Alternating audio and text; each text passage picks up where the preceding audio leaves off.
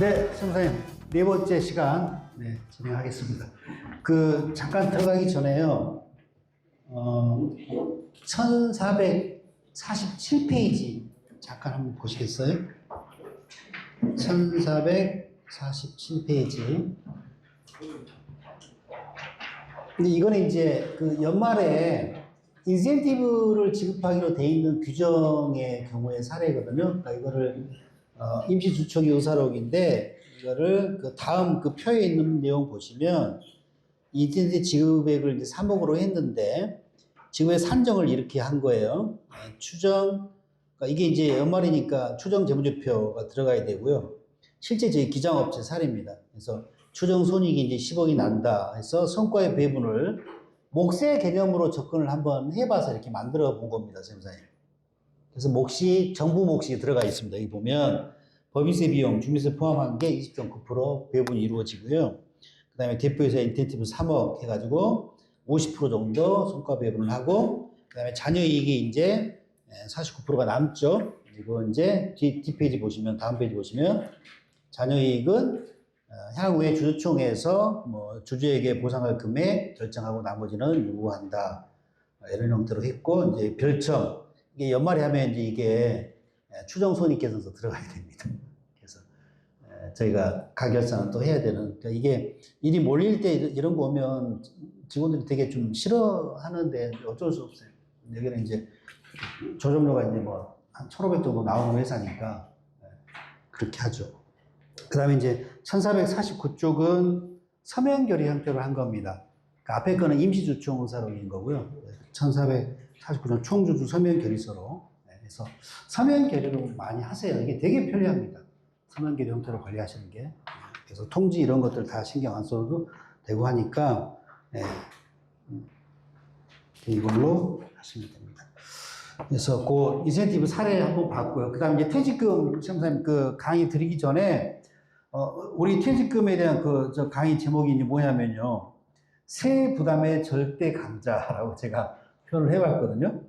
그러니까 아까 보셨잖아요. 소득세 한 1억 5천 구간만 넘어가도 거의 반을 내잖아요. 그러니까 대한민국이 이미 어느 정도 재산가들은요, 반 국가에 내놔야 돼요. 살아서든, 은퇴하고서든, 죽을 때든. 평생 반은 국가 겁니다. 그렇게 체념해야 됩니다. 방법 없어요.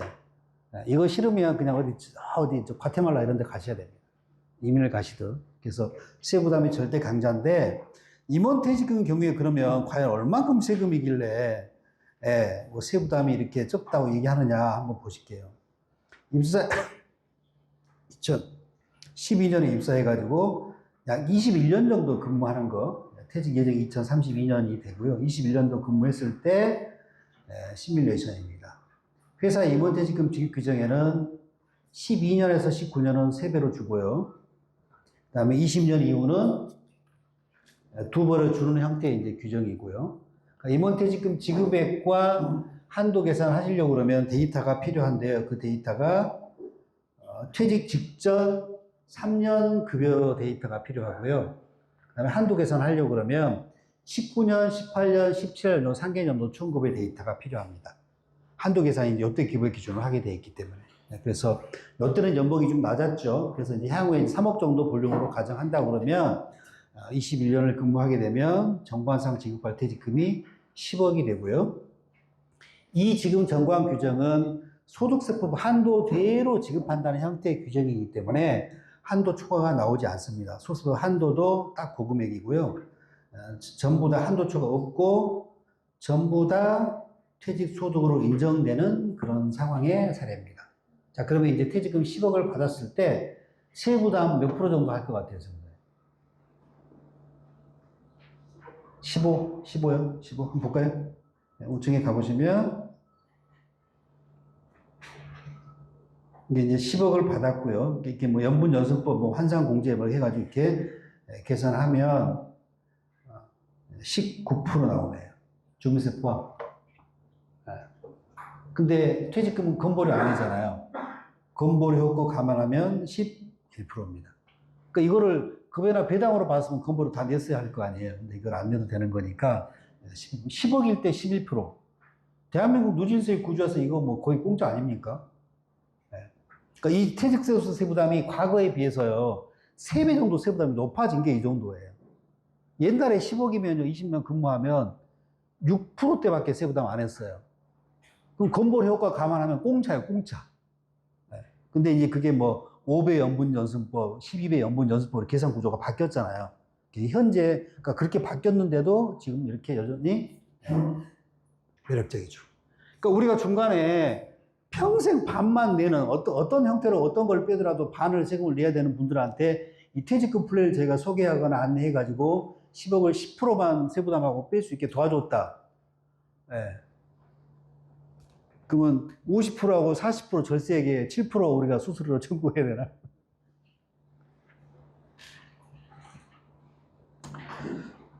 제가 지금 어디 자문하는 회장님이 계시는데 그분이 맨날 유튜브를 보고 막 유튜브에 보면 그 세무사님들이 유튜브를 많이 하는데 이게 허실이 있는 그런 내용들을 안 걸르고 막 하는 분도 많더라고요. 네. 그러니까 이제 분석할 때 고려해야 될 요소 막 빼고 분석해서 요만큼 절세된다. 다른 거 고려하면 뭐 실제로는 뭐 반도 절세가 안 되는 그런 거 많은데 그렇게 하면 의외로 많은 것 같아요. 네. 세무사님인데도. 네. 그래서 퇴직금은 이제 그런 장점이 있는 소득입니다.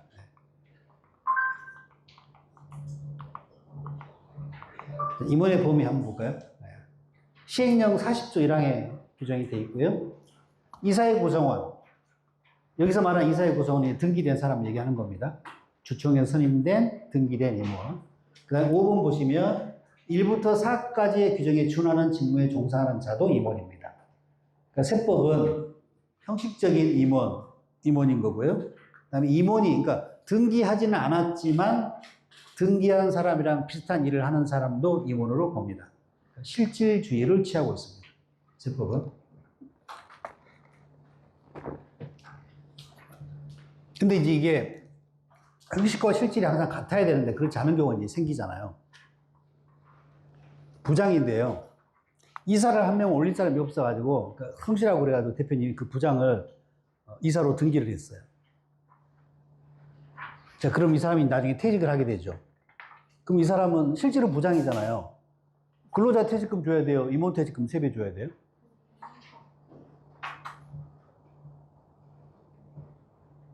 분명히 이제 분쟁이 생기겠죠. 사장님은 넌 부장이잖아. 근로자 퇴직금 주려고 할 테고. 걔는, 나는 등기했으니까, 나도 등기 임원이니까 나도 3배를 주세요라고 주장할 테고. 그 싸울 거 아니에요. 그쵸? 그럼 어떻게 될까요? 자, 첫 번째, 세법상 그 친구 임원이에요? 부장이에요? 세법상은 실질주의로 판단하니까 부장이에요. 등기가 잘못된 거예요. 형식이 잘못된 거예요. 그럼 상법상은요? 상법상은 등기임원이에요. 형식을 우선해줘요. 왜 그러냐면 요것 때문에 그럽니다. 실질은 부장이고 명목상 이사일지라도 이 등기 올리는 순간, 등기하는 순간 상법에서 정하는 그런 권한, 의무, 책임 이런 걸 따르기 때문에 명목상 이사일지라도 등기를 하면 임원의 지위를 갖는다라는 거예요. 임원퇴직금 청구권이 있다라는 거예요. 임원퇴직금 줘야 돼요. 그러니까 그 친구가 넌 세법상 실질주의니까 부장이니까 근로자 퇴직금 받고 나가 라고 했을 때 네 감사합니다 그러고 나가면 괜찮은데 얘가 소송을 제기하면 결국은 법원 갈 거고 법원 가면 이제 상법소는 들겠죠. 그러면 이제 임원퇴직금 줘야 되는 거죠. 그렇죠? 그래서 여기 이제 실질이 임원이 아닌 경우에 등기를 한 경우에는 지급 대상이 될 수도 있다. 그래서 가능하면 형식 실질이 같게끔 관리하는 게 필요하죠. 그래서 이제 이렇게 이런 분쟁이 이제 많이 생길 수 있어요. 그래서 임원퇴직금 규정 정비하실 때 오히려 이런 것들이 요소가 더 중요합니다. 과거에는 임원퇴직금을 몇 배로 줄 거냐 이게 굉장히 중요한 의사결정이었거든요. 지금은 의미가 없어요. 지금은 다 3배, 2배이기 때문에 몇 배 이런 게 의사결정할 것도 없습니다. 그래서 이런 관리적인 측면이 더 중요한 의사결정 사유가 된다. 법적 근거, 상법은 퇴직금에 대한 따로 규정이 없습니다.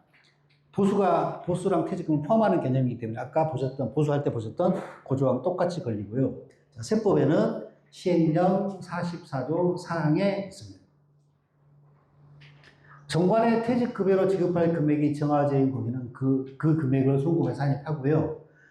정해져 있지 않는 경우에는 퇴직 직전 1년 총급여 곱하기 10분의 1 곱하기 그 순년수를 줄 수 있습니다. 그 대부분 회사가 정관에 지급할 금액이 정해져 있죠. 그러면 그 금액을 지급해야 되는 확정부채, 지급은 확정되는 효과가 생기는 거고요. 정관에 따로 정해져 있지 않다 그러면 뭐 줄 수도 있고 안 줄 수도 있는 그런 임의적인 상태가 됩니다. 이제 줄지 이런 여부들을 뭐 실제 퇴직할 때 정한다든가 뭐 이런 문제가 이제 생기게 되겠죠. 대부분 이제 정해져 있기 때문에 이제 정관 규정을 잘 정비해야 되는 거죠. 그래서 세법 규정, 법적 성격 이거 한번 보시면 되고요. 송금 인정하는 사유도 한번 보시면 되고요. 그래서 이게 법리가 보면 지금은 2배, 3배, 20년 이후는 2배인 거니까 다 2배로 준다라고 하니까 문제가 안 돼. 옛날 같은데 막 20배 막 이렇게 했다 그러면 이 법리를 갖다 적용하면 다 부인할 수 있어요. 임원퇴 지금 다 부인했으니까 이 법리가 상법상의 정관 변경 절차라는 엄격한 절차를 거쳐야 되기 때문에 아무리 임원이라도 임의로 퇴직금을 과다 지급하는 게 어렵기 때문에 송금 인정해준다는 그런 법리인데 우리 비상장 기업은 뭐 어렵나요? 다 지배주가 뭐 뚝딱뚝딱 하면 그냥 특별기를 할 수 있는 거잖아요. 근데 이제 다행히 이제 한도가 다 이제 2배로 이제 세팅이 되다 보니까 이런 리스크는 많이 없어졌죠. 그다음에 퇴직금의 송금 요건. 자, 이게 임원 퇴직금의 송금 사입 요건입니다. 정관 요건 필요하고요. 정관은 이제 정해야 되는 거고, 우리가 이제 첫 시간에 보셨던 이제 그 효과 같은 게 중요하겠죠. 만약에 이제 과세관청에서 상법 절차 이런 것들을 해태했다 해서 무효인 상태다라고 주장을 해버리면 다 무너지는 겁니다. 그래서 유효한 법률 상태로 만드는 게 정관할 때 필요하고요. 그 다음에 퇴직 사유 요건, 진짜로 퇴직할 때 지급해야 되고요. 그 다음에 일시금 요건입니다. 실제로 지급한 일시금이어야 됩니다. 분할 지급 안 됩니다. 그래서 엔드 요건이고요. 어느 것 하나라도 위배가 되면 안 되는 거죠. 그 다음에 중요한 요건, 정관 관련된 요건들은 이제 교재 나중에 보시고요. 현실적인 퇴직 사유 요건, 요거 세무사님 노란 줄 쳐진 거 있잖아요. 4가지 꼭 기억하십시오. 꼭. 그러니까 퇴직금이 매력적인 소득인 건 분명한데 단점이 뭐냐면 아주 늙어서 은퇴할 때 한번 딱 받을 수 있는 소득이라는 거예요. 근데 지금 젊을 때 퇴직금을 한번 받을 수 있다 그러면 아까처럼 10억인데 한 10% 세금 내고 10억을 내가 땡길 수 있다 그러면 너무너무 매력적인 일이잖아요.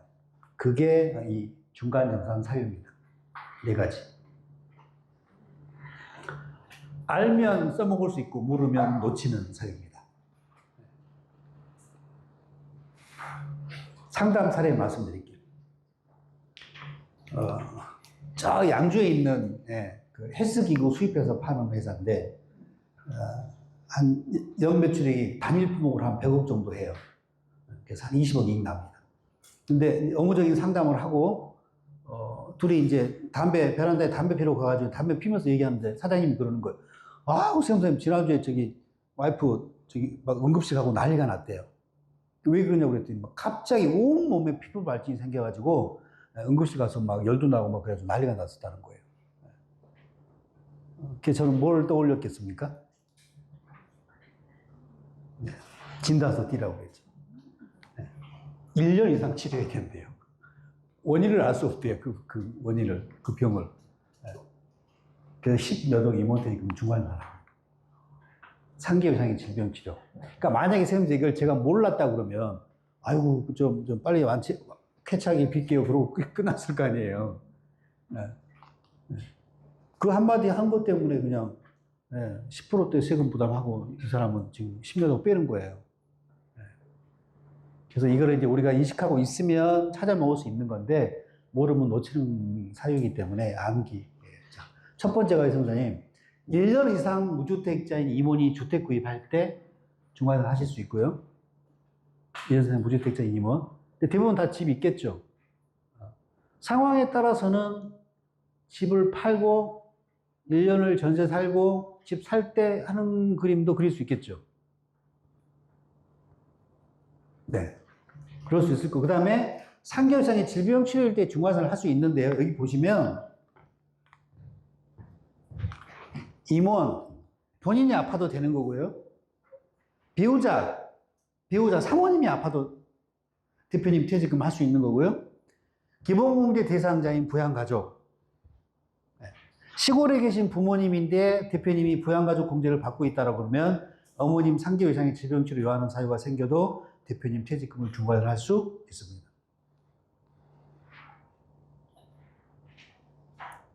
그 다음에 천재지변 중과선 하실 수 있습니다.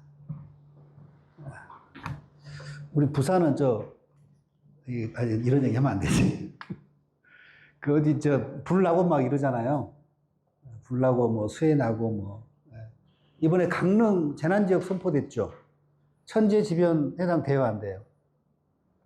천재잖아요. 비가 안 와서 하늘에서 비를 안 내려가지고 재난지역 선포됐잖아요. 그러니까 재난지역 선포되면 그리고 이제 우리 회사에 우리 집에 뭐 단수 조치가 이루어졌다 그러면 중간전 하실 수 있습니다. 이럴 때 이제 실무적으로는요.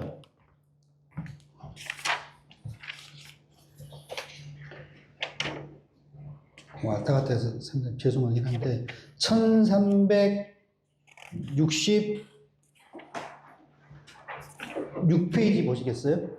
1366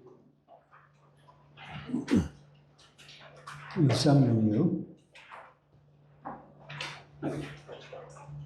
그래서 이제 그 전 페이지가 임원퇴직금 지급규정 사례고 여기 이제 중간선 할 때 그래서 이제 중간선 신청서거든요. 여기에 이제 사유 기재하시고 밑에 화살표 보시면 증빙서류 좀 안내되어 있는 거 있잖아요.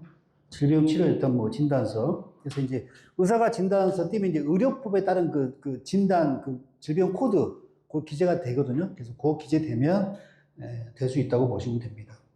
그 다음에 이제 천재지변인 경우에는 시군구 이런 데서 발행하는 이제 물적 피해 확인서 이런 것들 있잖아요. 그런 거 첨부하면 객관적인 증빙이 되니까 중간전환 하실 수 있습니다. 그렇게 하시고.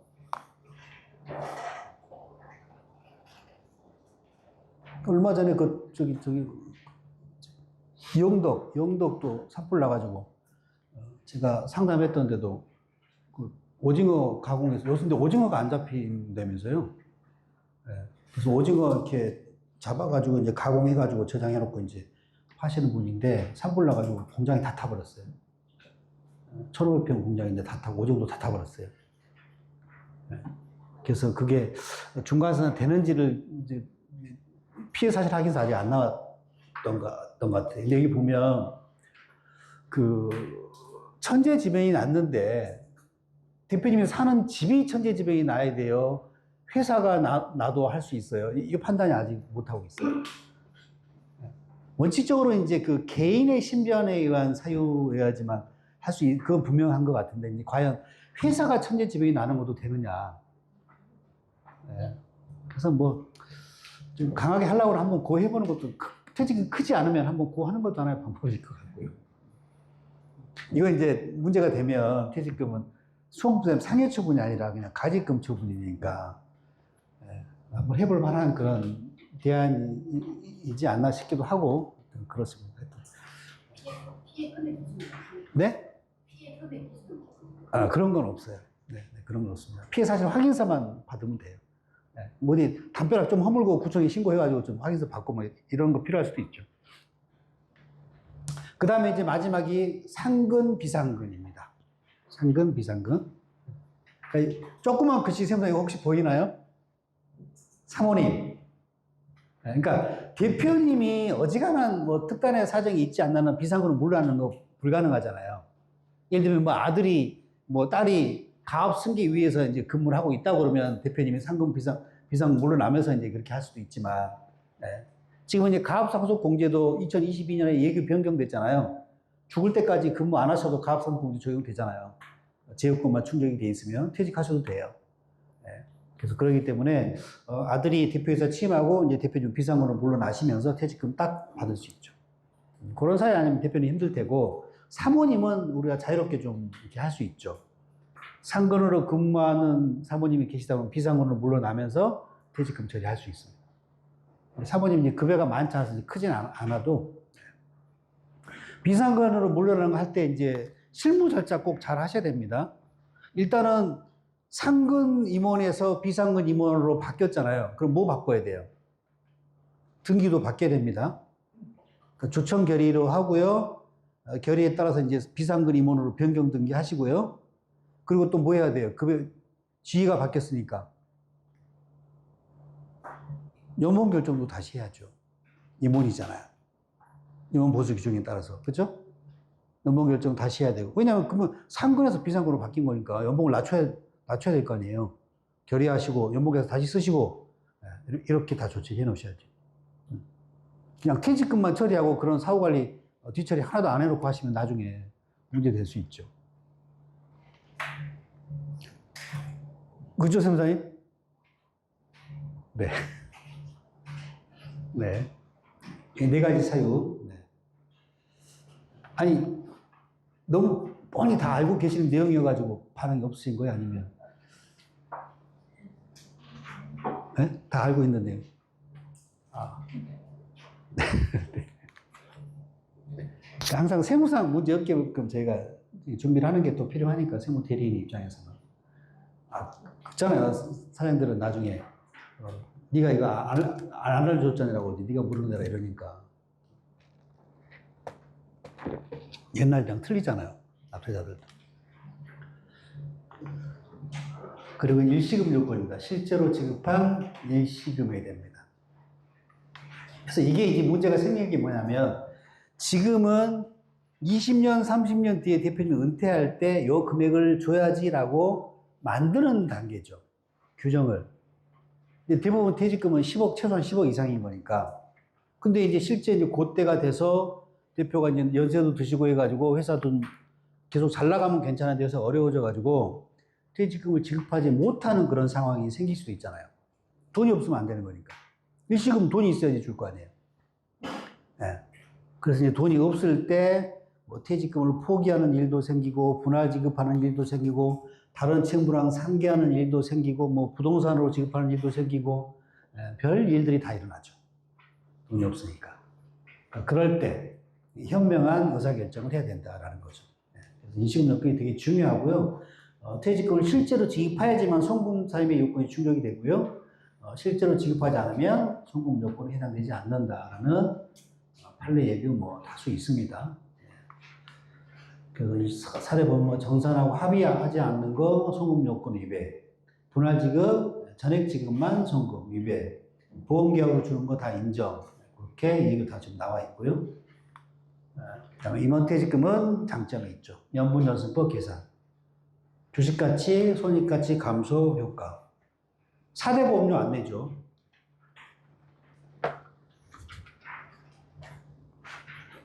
이건 좀 설명을.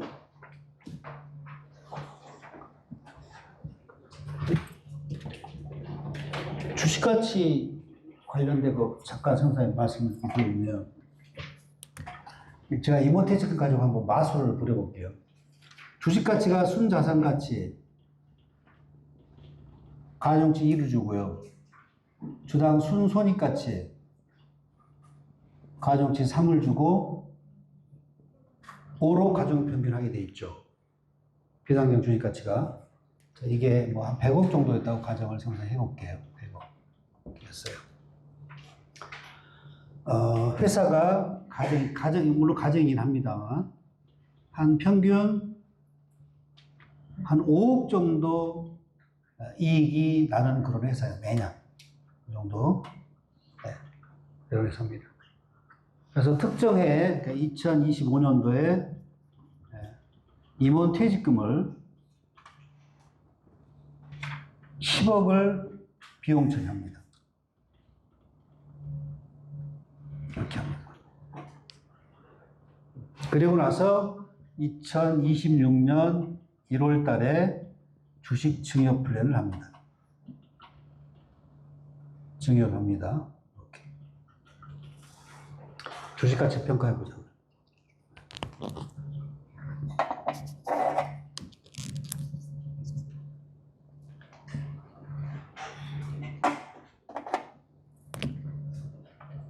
요거 뽑아볼게요. 최근 1년 순손익 가중치 3. 그죠? 최근 2년 순손익 가중치 2. 최근 3년 순손익 가중치 1 해가지고 6으로 가중평균하게 돼 있죠. 그죠? 네. 계산해보면 저는 이렇게 됩니다. 평균 한 5억 정도 이익이 나는 회사잖아요. 5억, 5억이었을 거예요. 근데 우리는 25년도에 퇴직금을 10억 비용 처리했죠. 이게 뭘로 바뀌어요? 마이너스 5억으로 바뀌죠. 바뀌잖아요. 네. 자, 그러면 요거 얼마예요? 마이너스 15억.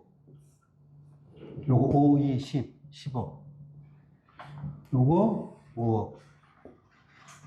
자, 요거로 가중평균합니다. 썸하면 이거 얼마예요? 빵. 빵을 6으로 가중평균하면 역시 빵. 자, 그러면 이게 빵. 이게 비율로 보면 이게 40%고 이게 60%짜리잖아요. 60%가 빵. 그럼 100억이 45억으로 바뀝니다. 마술이 일어나면 퇴직금 한번 처리해가지고 이렇게 저희가 플랜을 했어요. 이렇게 주가 떨어뜨린 다음에요. 요때 가압승계 특례 적용하는 거예요.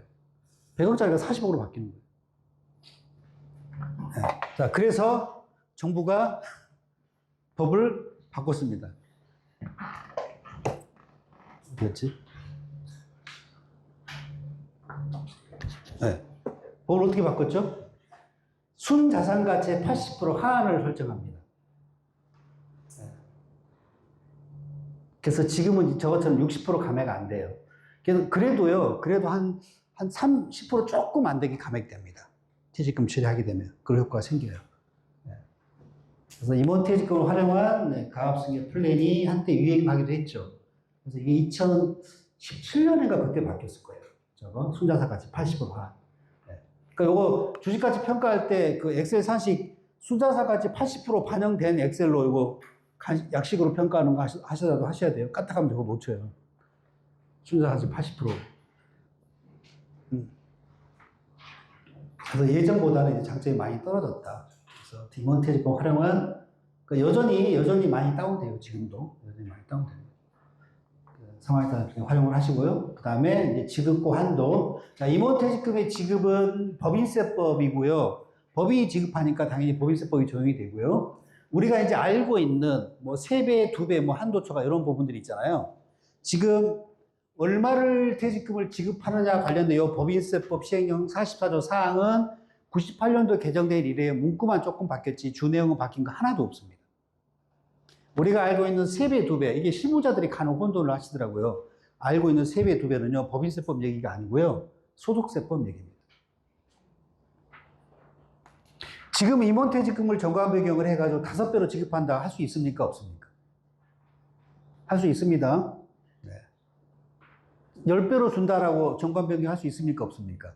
할 수 있습니다. 임원퇴직금의 지급은요, 시행령이고요, 정관에 정한 금액대로 할 수 있습니다. 다만, 그렇게 지급을 하면 요것 때문에 이제 근로를 왕창 과세되기 때문에 우리가 주청 열어가지고 10배, 20배 결의를 안 하는 것 뿐이에요. 기초수요, 나중에 세금 받으려고. 바보 같은 짓이니까 안 하는 거죠. 그래서 이거는 바꿀 수가 없어요. 왜 그럴까요? 그러니까 우리가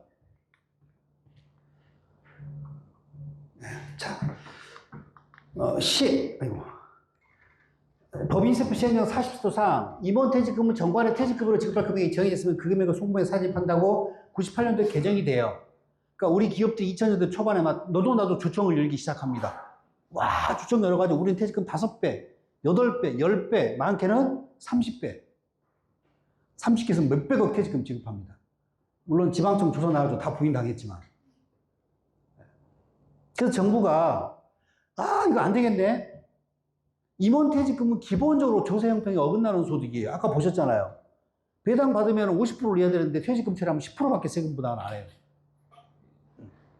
근데 노후 자금이기 때문에 태생적으로 노후 자금으로 설계가 된 거기 때문에 세금을 조금 떼고 그동안 고생하신 노후자금 쓰시라고 그렇게 따로 분류해서 해주는 거잖아요, 취지가. 근데 이걸 악용해가지고 막 몇십 배 해가지고 막 몇십억, 몇백억을 퇴직금 처리를 하네요.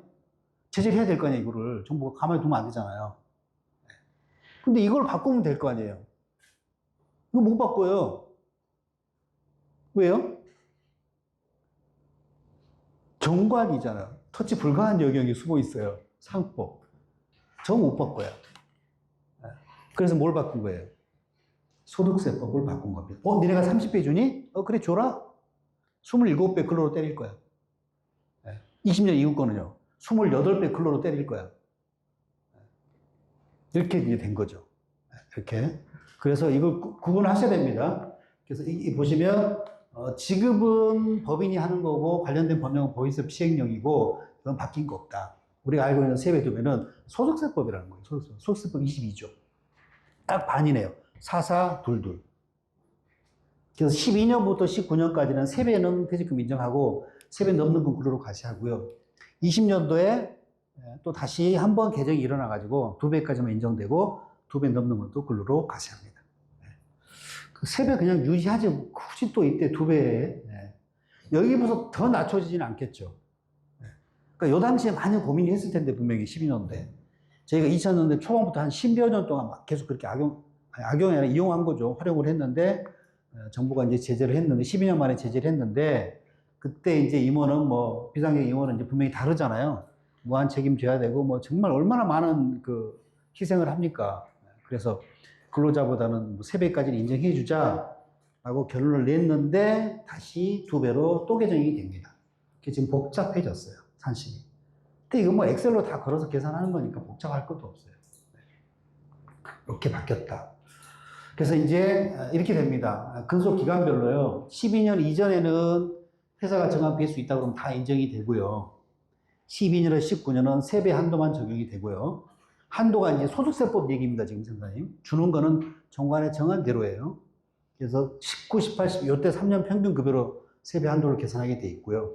20년 이후는 2배 한도 적용되는데, 이건 퇴직 직전 3년 평균 급여로 3년을 걸었어요, 평균을. 일시적으로 그걸 확 올려가지고 파이 키우는 거 방지시키려고. 이렇게 지금 돼 있는 거고. 어쨌든 지금 정관에 5배로 지급한다는 정관 정할 수 있습니다. 만약 이렇게 됐다고 하면 이때는 다 인정받고요. 10에서 19는 3배 인정, 2배 근로로 과세. 20년 이후는 2배 인정, 3배 근로로 과세. 이렇게 됩니다. 이렇게. 네. 자, 지금 우리가 임원퇴직금 지급 규정을 정비할 때요. 퇴직 직전 3개월 평균 급여를 기준으로 해서 12년, 19년은 3배 주고 20년 이후는 2배를 지급한다 라고 규정 만들 수 있을까요? 없을까요? 퇴직 직전 3개월 평균 급여 기준 가지고 정할 수 있어요? 없어요? 있어요. 선생님, 퇴직금의 지급은요, 정관에 정한 대로예요. 정할 수 있어요. 퇴직 직전 1개월 평균 급여 기준으로 3배, 2배 준다라고 정할 수 있어요. 근데 이제 그렇게 정할 수 있는데, 한도가 이렇게 돼 있잖아요. 한도가, 요때 거는, 요때 기준, 요때 예를 들면 연봉 1억도 안 됐다 그러면, 지금 연봉이 3억인데, 요때 1억도 안 됐다 그러면, 우리는 지금 3억 기준으로 3배를 산정해서 줬는데, 한도는 1억 기준으로 한도 계산하니까 한도 초과가 나오겠죠. 한도 초과가 나올 뿐인 거예요. 그러니까 얼마든지 다르게 정할 수는 있는 겁니다. 나까지 그 근로소득 내고 그냥 그렇게 하겠다라고 하면 되는 거예요. 네. 그거 이해하시면 됩니다. 특히 우리 실무하시는 분들. 네. 간혹 이렇게 기업의 실무자가 그걸 혼돈해요.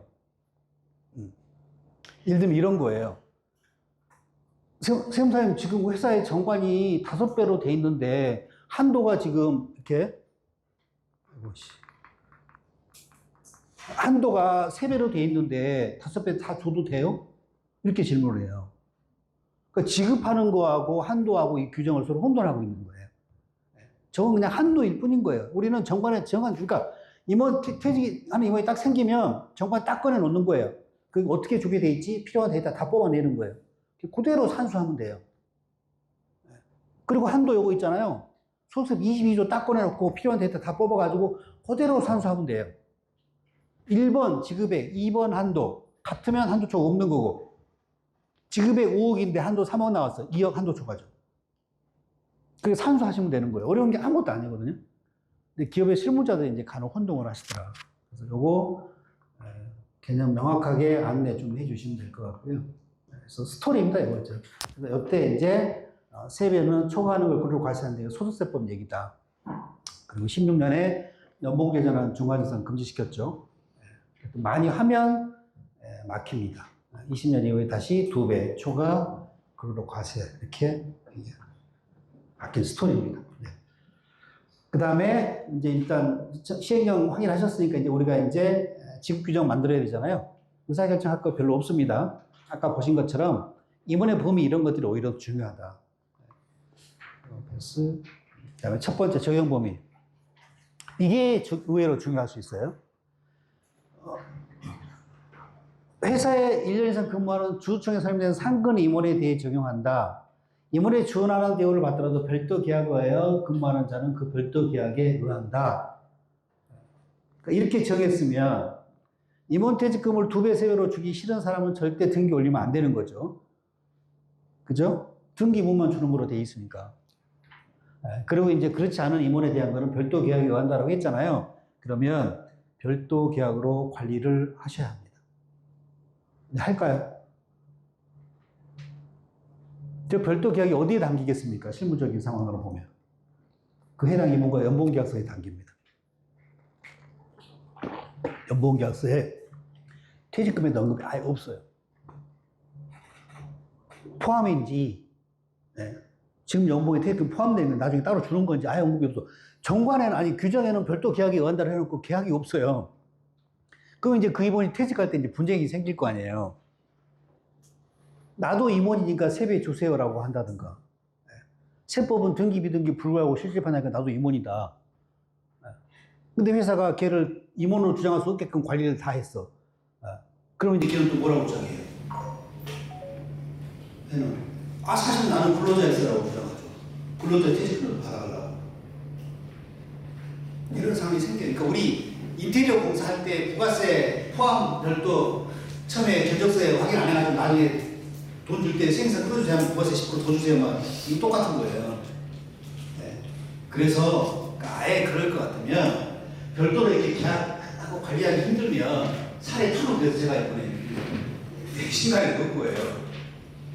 대표님, 그 지금 등기 올라간 사람 말고 몇 사람 임원이 있는데 그 사람 퇴직금 주고 싶으세요? 퇴직금 또 주기 싫으세요? 물어봐요. 그 퇴직금 줄 의사가 있다. 그럼 아예 줄 거로 이거 넣어버리는 거예요. 그런 문제가 안 생겨요. 줄 생각이면 근로소득 준다.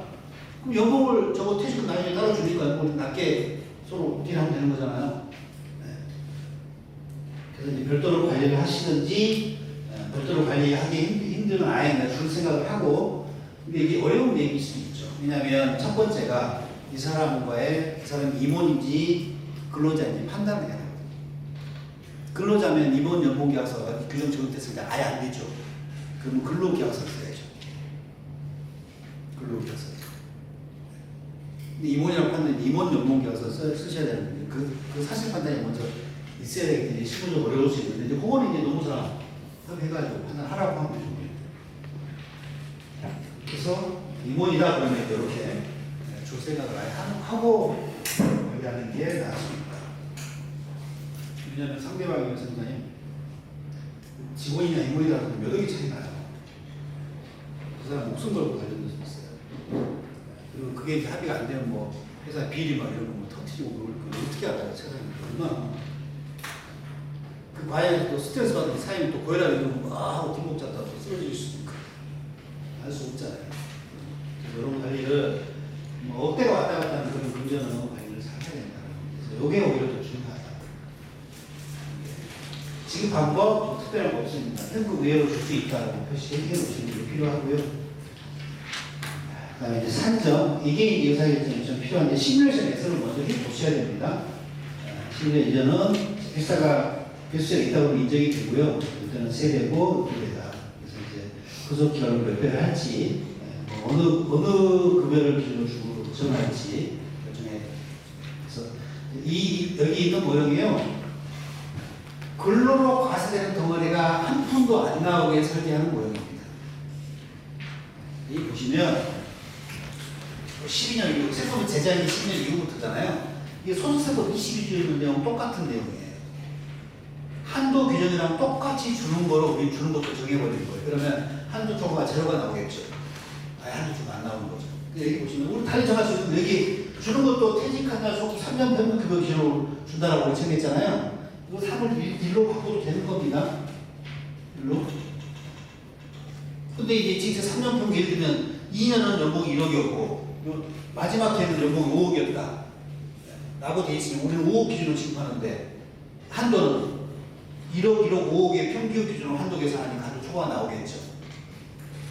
그죠, 선생님? 그래서 그걸 이제 시뮬레이션 해보고, 때로는 근로로 과세하는 덩어리가 크지 않다라고 하면, 뭐, 과세되고 정할 수도 있는 거예요. 그걸 이제 엑셀로 시뮬레이션 하셔가지고 의사결정 하시면 됩니다.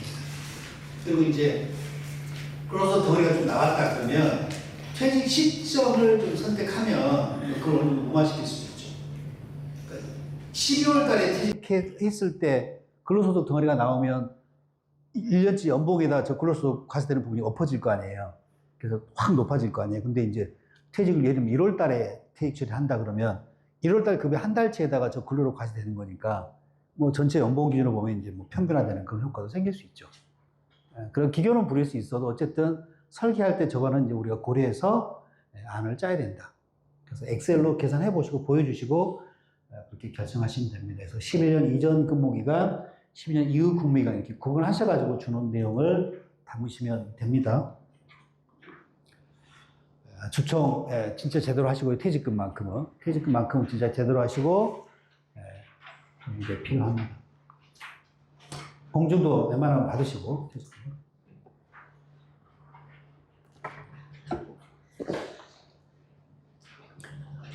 공증은 아까도 보셨죠? 효력에는 영향이 없습니다.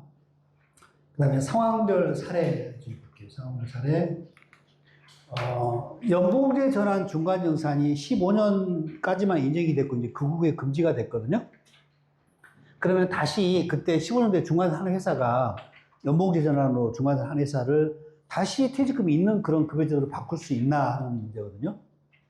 결론은 된다. 이 얘기도 다 된다라고 해서 지금 최근에 하고 있고요. 과거에 집행기준에 가직금이라고 했던 집행기준이 삭제가 됐어요. 18년도에. 저도 이거 삭제된 이후로 된다라고 이제 그 강의도 하고 막 이렇게 얘기하고 다닙니다. 이제 집행기준이 살아있을 때는 좀 찜찜했거든요. 집행기준이 살아있을 때는. 근데 그거 다 삭제됐습니다. 그래서 15년에 중간을 했고, 이제 그때 이후는 퇴직금이 없는 그런 급여제도인 거니까 지금 다시 주총 결의하기 전까지는 퇴직금이 없는 상태가 되는 거고, 요때 이후 거만 살아나는 거죠. 16년부터 그러니까 2024년까지는 포기해야 됩니다. 이거를 이제 뭐 아깝다고 뭐 한 5년 전으로 껴가지고 뭐 이런 결의서 이런 거 만들어 놓으면 안 되냐고 한 대표님이 계시던데, 쉽지 않을 수 있어요. 그래서 원칙적으로는 결의한 시점 이후 근속 기간부터 다시 살아날 수 있다. 그렇게 보고 안내를 하시면 될 것 같습니다. 이제 괜히 그렇게 해서 뭐 된다고 했다가 나중에 또 딴소리 하실 거기 때문에 포기할 때 이번 퇴직금을 역시 돈이 없을 때 생기는 문제거든요. 퇴직할 때가 됐는데 정관상 지급할 퇴직금이 예를 들면 30억이에요. 회사에 돈이 없어요. 근데 대표님이 뭐 나 그까짓 거 퇴직금 굳이 안 받아도 뭐 내 연금도 충분하고 뭐 주식도 사는 거 있고 노후 걱정 없으니까 그냥 안 받아도 돼. 포기. 이렇게 하시는 대표님, 어리석은 대표님.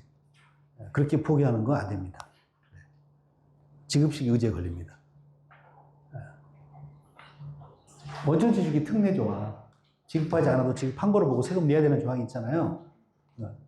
그리고 이게 이제 엄밀하게 따지면 외관법에서 가정해 보세요. 정관에 퇴직금 30억 부채 잡혀 있어야 되는 거죠. 그거 포기했죠. 그럼 뭐가 생기죠? 채무 면제이익 생기잖아요. 물론 이제 중고로 보고 원천지 한다고 그러면 송금상 효과가 생길 수 있지만 어쨌든 이걸 세금을 내야 돼요. 원천지수기 특례 조항. 그래서 여기 보시면 뭐 이렇게 자금 차익이 없을 때 이제 항상 생기긴 하는데 행정해석이나 판례가 서로 다른 경우도 있고 주총에서 이제 포기 의사를 표시했느냐에 따라서 이제 달라지게 되고 이게 또 상속이라는 이슈가 생기면 굉장히 복잡한 조세 문제가 얽힙니다. 그때 상황에 따라 많이 달라질 수 있는 거여서 그러니까 정말 이렇게 우리가 설계할 당시에는 퇴직금을 지급할 요량으로 이렇게 규정을 정비를 했는데 실제 퇴직할 때 회사가 어려워지면 그냥 나 안 받아도 돼 라고 포기하지 마시고 어떻게 해야 돼요? 주총 다시 열어야죠. 열어서 주총에 열어서 이번 퇴직금 규정을 폐기하는 결의를 하셔야죠. 폐기 결의. 지급금을 아예 없애야죠. 그러면 지급식 의제도 안 걸리잖아요. 지급할 금액이 없는 상태가 되는 거니까 법률적으로. 그래서 주총 결의를 통해 현실 규정 자체를 폐기하는 게 현명한 포기다. 이렇게 어려운 회사가 생기면 그렇게 하시는 게 맞으시고요. 가지급금이나 상계하는 거 역시 돈이 없으니까 문제입니다. 일시금 요건을 위해서라고 그러면 회사가 돈을 지급을 하고 가지급금을 상환하면 되는데 돈이 없으니까 그걸 분개만 한 거예요. 그래서 조사받는 과정에서 일시금 요건 위배로 소금물세 처분을 받았는데 조사 심판원에서 이긴 사례가 2개가 있긴 합니다. 가능하면 지급할 수 있게끔 관리되는 게 필요할 테고요. 자, 임원이 퇴직연금에 가입할 수 있나요? 있죠. 네. 그러면 임원이 퇴직연금에 이미 선택을 해가지고 가입을 하게 되면 근로자 퇴직급여 보장법을 지켜야 하나요? 지켜야 한다고 다 보고 있습니다. 고용노동부에서도 그렇고요. 국세청도 그래야 한다라고 아마 저쪽 분을 들 겁니다.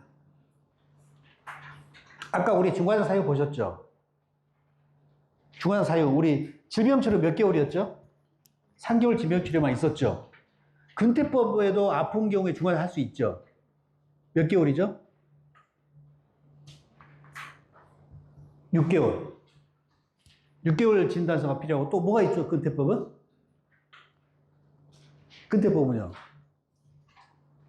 의료비 지출 요건이 있잖아요. 연봉의 12.5% 의료비 지출해야 돼요. 상황이 이렇습니다. 대표님이 법인세법에 따른 3개월 이상의 질병치료 요건을 해가지고 중간정산을 했어요. 근데 이 임원이 한 배가 퇴직연금으로 직원들 은행에서 막 꺾기로 해가지고 연금이 들어가 있네요. 국세청에서 알았어요. 그래서 불러요. 퇴직금 중간사채인데 뭘로 하셨어요? 그러니까 우리 3개월 이상 질병치료. 근데 퇴직연금에 들어가 있으시네요. 그 퇴직연금 들어갔으면 근태법 지키셔야 되거든요. 의료비 지출 요건 따져보니까 이게 충족이 안 됐는데요. 가지급금. 라고 할 수 있습니다. 네. 그러니까 이제 그 퇴직연금은 근로자를 위한 제도잖아요. 근태법에 따른. 근데 임원이 굳이 들어갈 필요가 있나 싶기도 해요. 근데 그런 장점은 있죠. 연금을 일단 들어가게 되면 일시금 요건은 매년 그래도 막 충족이 돼 가죠. 그 비용으로 뜰 수 있죠. 우리 하는 퇴직금 아까 저것처럼 한 방에 비용 처리하는 거예요. 따로 외부 적립하지 않고. 네. 저런 효과는 이제 못 누리더라도 그런 효과는 있을 수 있는데 중간에서 그런 사유가 될 때는 이런 요건까지 추가로 지켜야 할 수 있다. 네, 여기까지 하고, 아이고, 상속세. 네, 상속세. 상속이라는 이슈가 걸리면 상황이 바뀐다고 말씀드렸잖아요.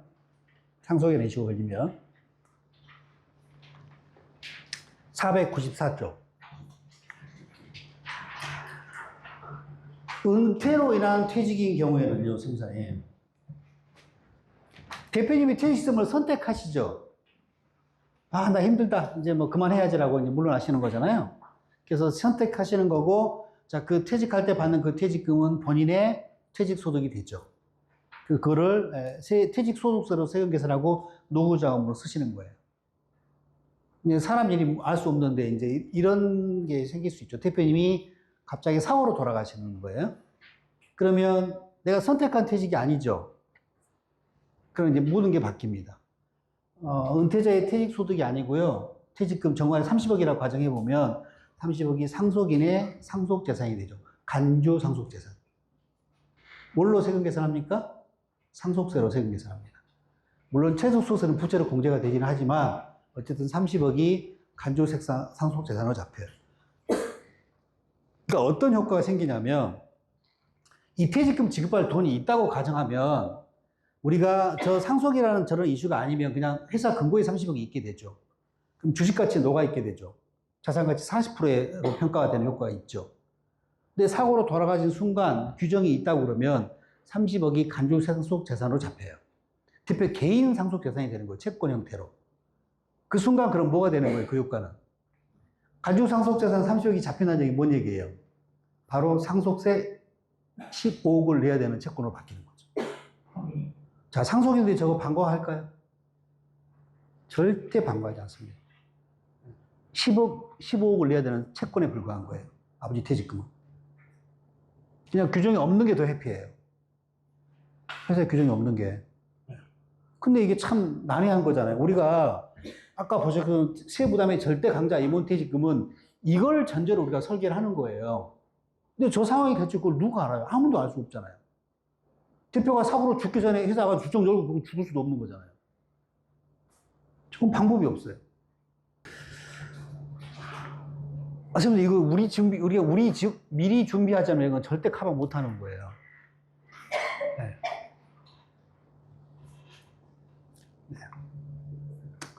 네. 은퇴. 네.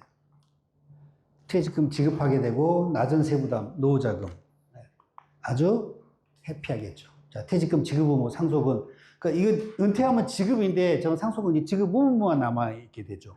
그러면 이제 50%를 세부담하게 되는 상속재산으로 바뀌게 되는 겁니다.